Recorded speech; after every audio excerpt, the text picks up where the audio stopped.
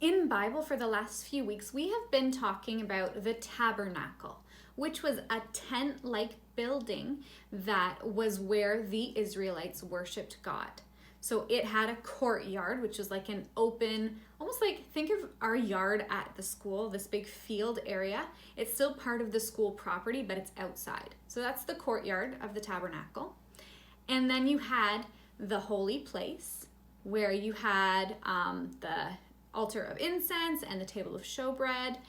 And then beyond that, you had the most holy place, or sometimes called the Holy of Holies. And that's where the Ark of the Covenant was. And the Ark of the Covenant is where God said he would dwell. He would be there. Okay? And also inside the Ark of the Covenant were the 10 Commandment tablets.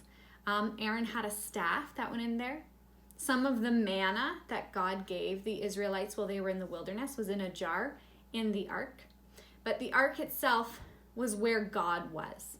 So it was very dangerous for people to get near there. They knew that if they saw God, they would die. So they were very, very careful to stay back. And it was easy to stay away. There was a room, the Holy of Holies, inside another room, the holy place.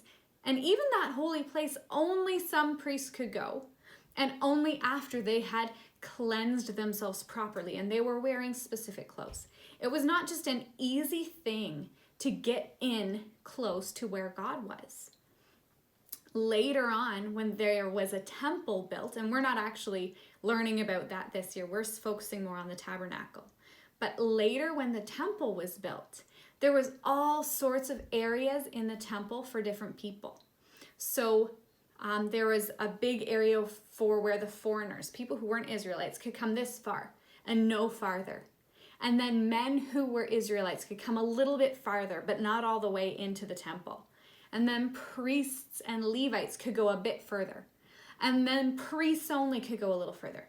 And it was all of these barriers for people to make it hard for them to get to God. And that was important because God is holy and we are not. So if God is holy and we go near him, we would die.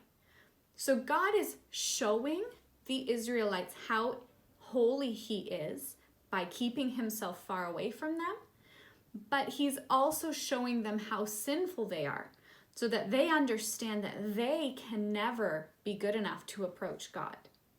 The only time, once a year, that a priest could go to the Holy of Holies was the Day of Atonement. And that was only after sacrifices had been made for the sins of all of Israel. And I've told you this before, that they tied a rope around him so that if he died in the most holy place, they could just pull him back out. Nobody was going to go in after him. That would have been way too dangerous. Now, we have also learned a little bit. We would have learned more if we were in class. But we've talked about the cloud that, remember when the Israelites were leaving Egypt and there was a pillar of cloud to lead them and also a pillar of fire? So that cloud didn't just sort of go away after that.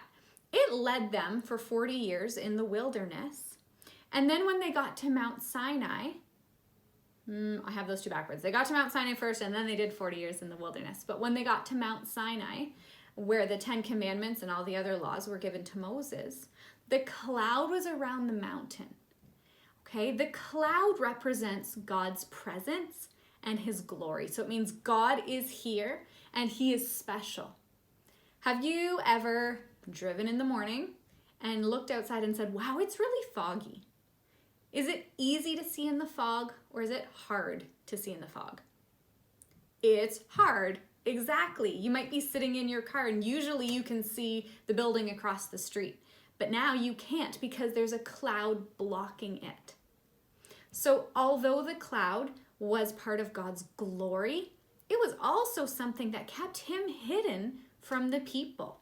So the cloud is keeping the people away. The rules about only priests coming into the temple kept people away. The tabernacle design itself kept people back. So Israelites learned, and God showed them, that they needed to stay back from God because God is holy and they are not. And if they go into the Holy of Holies and they have done it wrong, they will die. This was ingrained in them. And we've talked about it for a couple of weeks. They learned this over and over, and they taught their children and their grandchildren for centuries of history. This is what they knew.